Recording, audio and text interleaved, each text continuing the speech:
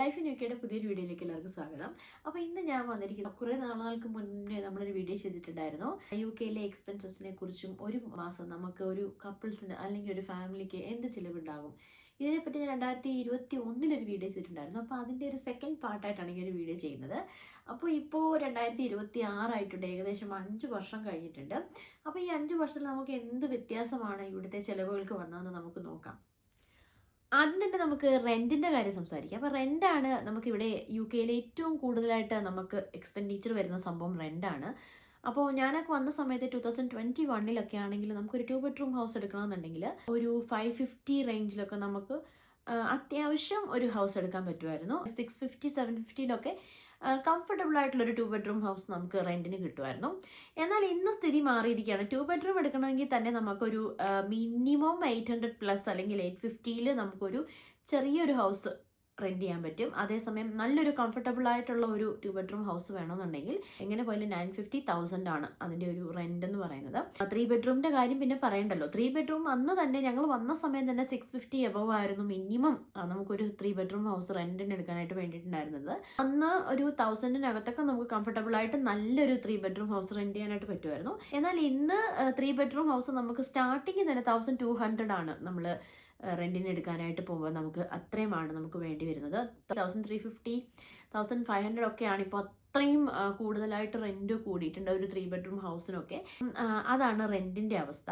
അടുത്തായിട്ട് നമുക്ക് നമ്മുടെ എക്സ്പെൻഡിച്ചറിൽ അടുത്തൊരു മെയിൻ പാർട്ട് എന്ന് പറയുന്നത് ബിൽസാണ്. അപ്പം എല്ലാവർക്കും തന്നെ അറിയാം, ഇവിടെ ഏറെക്കുറെ നമുക്ക് ഒരു 5-6 ടൈപ്പ് ബിൽസ് ഉണ്ട്. കൗൺസിൽ ടാക്സ് ബില്ല് തൊട്ട് അങ്ങനെ വാട്ടർ ബില്ലായി, ഗ്യാസായി, ഇലക്ട്രിസിറ്റി ആയി, വൈഫൈ ആയി, അങ്ങനെ പോകുന്ന ബില്ലിൻ്റെ നിര. അപ്പോൾ അതിൽ ഏറ്റവും നമുക്ക് ഒരു ചേഞ്ച് വന്നിട്ടുണ്ടെന്ന് പറയുന്നത് കൗൺസിൽ ടാക്സിലൊക്കെ നല്ല മാറ്റം വന്നിട്ടുണ്ട്. Tax band A, band B, C, D ഒക്കെ കമ്പയർ ചെയ്യുമ്പോൾ നമുക്ക് എല്ലാ മാസവും ഒരു 10 പൗണ്ട് മന്ത്ലി നമുക്കൊരു 10 പൗണ്ടിൻ്റെ വ്യത്യാസം വരുന്നുണ്ട്. അപ്പോൾ ഞാൻ വന്ന സമയത്തൊക്കെ ഒരു 110 ആയിരുന്നു ടാക്സ് ബാൻഡ് Aക്കെങ്കിൽ ഇപ്പോൾ ഒരു 140 അടുപ്പിച്ച് ബാൻഡ് A മാറിയിട്ടുണ്ട്. അതേപോലെ തന്നെ മറ്റ് ബാൻഡുകൾ ഇപ്പോൾ ബാൻഡ് B, C ഒക്കെ കുറച്ചുകൂടി പോഷ് ഏരിയസിലോട്ട് പോകുമ്പോഴത്തേക്കും ഈ ബാൻഡ് മാറുന്നു. അതനുസരിച്ച് അതിൻ്റെ റേഞ്ച് മുകളിലേക്ക് പോയിക്കൊണ്ടിരിക്കും. ഇപ്പോൾ ഞാൻ വന്ന സമയത്ത് 110 ആണ് ഒരു മാസം അടച്ചതെങ്കിൽ ഇപ്പോൾ ഒരു 130 140 റേഞ്ചിലേക്ക് മാറിയിട്ടുണ്ട്. അതാണ് കൗൺസിൽ ടാക്സിൽ വന്ന മാറ്റം. പിന്നെ നമുക്ക് ഗ്യാസ് ആൻഡ് ഇലക്ട്രിസിറ്റി. അപ്പോൾ എല്ലാവർക്കും അറിയാം, എനർജി പ്രൈസ് ഹൈക്ക് ഇപ്പോൾ യൂറോപ്പിൽ മൊത്തത്തിലൊരു വിഷയമാണ്. അപ്പോൾ UK അതിൻ്റെ ഒരു ഭാഗം തന്നെയാണ്. അപ്പോൾ എസ്പെഷ്യലി റഷ്യൻ വാറൊക്കെ നടക്കുന്ന കാരണം തന്നെ നമുക്ക് എനർജി പ്രൈസസ് ഭയങ്കരമായിട്ട് സോറായിരുന്നു ഒരു സമയത്ത്. അതിനുശേഷം ഗവൺമെൻറ് ഇപ്പോൾ അതിനെ കൺട്രോൾ ചെയ്യാനായിട്ട് ഒരുപാട് മെഷേഴ്സൊക്കെ എടുക്കുന്നുണ്ട്. ഫിക്സഡ് ടാരിഫ്സും ഒക്കെ കൊടുത്ത് ഒരുപാട് ഹെൽപ്പ് ചെയ്യുന്നുണ്ട്. എങ്കിലും നമുക്ക് അത്യാവശ്യം നല്ല രീതിയിൽ തന്നെ ഗ്യാസ് ആൻഡ് ഇലക്ട്രിസിറ്റി ബിൽസ് നമുക്ക് ചേഞ്ച് ആയിട്ടുണ്ട്.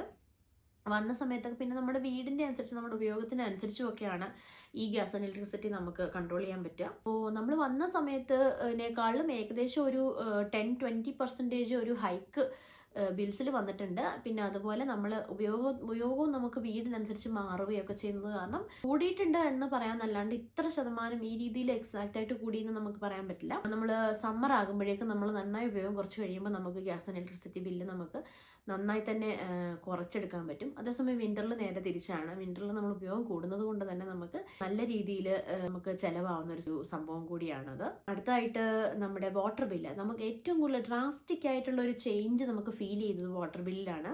കാരണം ഞാൻ വന്ന സമയത്ത് 2021 നമ്മൾ വേറൊരു 2 ബെഡ്റൂം ഹൗസിലായിരുന്നു താമസിച്ചിട്ടുള്ളത്. അവിടെ നമുക്ക് ആ ഒരു വർഷം 1 ഇയറിലേക്ക് നമുക്ക് വാട്ടർ ബില്ല് അടയ്ക്കാൻ ഒരു ഏകദേശം 100 പൗണ്ട്സ് 150 അത്ര എന്തോ നമുക്ക് ബില്ല് വന്നിട്ടുണ്ടായിരുന്നുള്ളൂ ഒരു വർഷത്തേക്ക്. അപ്പോൾ നമ്മൾ 6 മന്തിലേക്കാണ് നമ്മൾ ഒന്നിച്ച് അടയ്ക്കുക.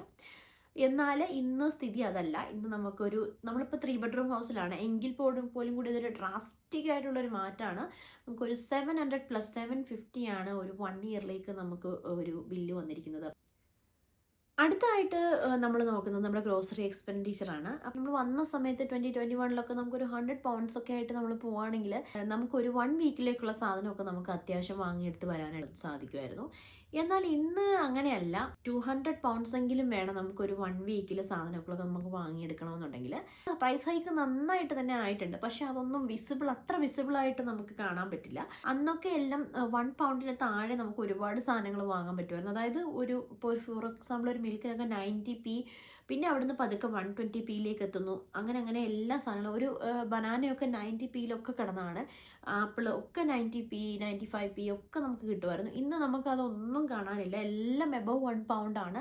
1.5, 1.6, 1.70 അങ്ങനെ പോകുന്നു. അപ്പം മിൽക്കൊക്കെ ഇന്ന് 1 പൗണ്ട് 70 പെൻസ് ഒക്കെയാണ് മിൽക്ക് വാങ്ങണമെങ്കിൽ നമുക്ക് അത്രയായിട്ട് ആവും. അതുപോലെ ബ്രെഡ് ആണെങ്കിലും എല്ലാം 1 പൗണ്ടിന് മുകളിലേക്ക് പോയി.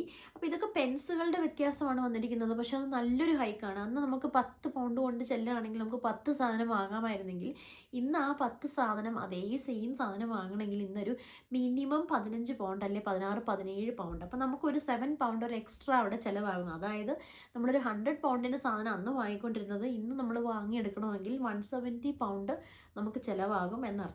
ഒരു മിനിമം 500 പൗണ്ട്സ് ഉണ്ടെങ്കിലാണ് നമുക്ക് ഗ്രോസറി ഒക്കെ നമുക്കൊരു ഷോപ്പിംഗ് ഒക്കെ നമുക്കൊന്ന് കംപ്ലീറ്റ് ചെയ്യാൻ പറ്റുക. അപ്പം അതൊരു അന്നൊക്കെ ഒരു 250-300 പൗണ്ട്സിൽ നമുക്ക് നിൽക്കാമായിരുന്നു. എന്നാൽ ഇന്ന് അത് പോരാ. അപ്പം ആ ഒരു റേഞ്ചിലാണ് നമ്മുടെ ഗ്രോസറി എക്സ്പെൻസസ് ഒക്കെ കൂടി വന്നിരിക്കുന്നത്.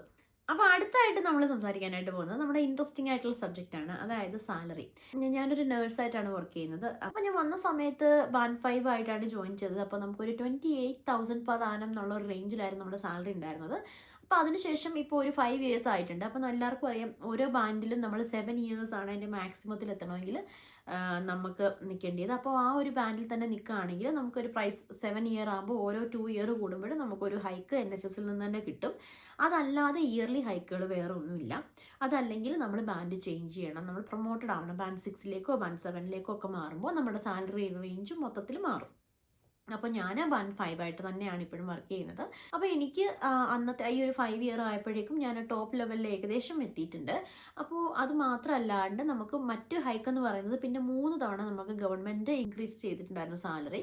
ഒരു പ്രാവശ്യം 5% ഇൻക്രിമെൻറ്റ് ഉണ്ടായിരുന്നു, പിന്നെ ഒരു പ്രാവശ്യം 2%, പിന്നെ വീണ്ടും ഒരു 5%. അങ്ങനെ മൊത്തത്തിൽ 12% ഇൻക്രിമെൻ്റ് ആണ് നമ്മുടെ സാലറിയിൽ മൊത്തത്തിൽ ഗവൺമെൻറ് തന്നിട്ടുള്ളത്. അതായത് അന്ന് ഞാൻ ജോയിൻ ചെയ്തപ്പോൾ 28,000 ആണ് സ്റ്റാർട്ടിംഗ് എങ്കിൽ ഇന്ന് ജോയിൻ ചെയ്യുന്ന ഒരാൾക്ക് 31,000 പ്ലസ് ആണ് സ്റ്റാർട്ടിംഗ് ആയിട്ട് കൊടുക്കുന്നത്. അപ്പോൾ ആ ഒരു മാറ്റം, അത്രയും മാറ്റം വന്നിരിക്കുന്നത് ഗവൺമെൻറ്റിൻ്റെ സൈഡിൽ നിന്നാണ്. ഈ ഒരു 5 ഇയറിൻ്റെ ആ ഒരു ഹൈക്കും കൂടി വരുമ്പോഴേക്കും 37,000 പ്ലസ് എന്നുള്ള ഒരു റേഞ്ചിലേക്ക് നമ്മുടെ സാലറി മാറിയിട്ടുണ്ട്. ഇതല്ലാതെ നമുക്ക് ഗെയിൻസ് എന്ന് പറയുന്നത് നമുക്ക് ഇൻസെൻറ്റീവ്സ് ഒക്കെ കിട്ടുമ്പോഴാണ്. അതായത് നമ്മൾ സൺഡേയ്സ്, ബാങ്ക് ഹോളിഡേയ്സ്, നൈറ്റ് ഷിഫ്റ്റുകളൊക്കെ ചെയ്യുമ്പോൾ നമുക്ക് NHSൽ ഇൻസെൻറ്റീവ്സ് കിട്ടും. 30%, 60% ഒക്കെ ഹൈക്ക് കിട്ടും.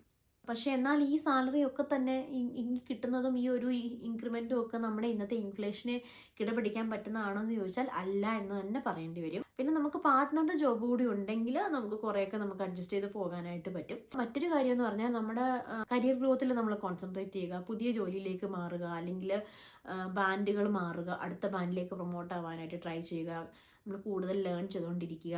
ഇതൊക്കെ തന്നെയാണ് നമുക്ക് നമ്മുടെ ഇൻകം കൂട്ടാനായിട്ട് നമുക്ക് ചെയ്യാൻ പറ്റുന്ന കാര്യങ്ങൾ. അപ്പോൾ അത്രയേ ഉള്ളൂ ഇന്നത്തെ വീഡിയോ.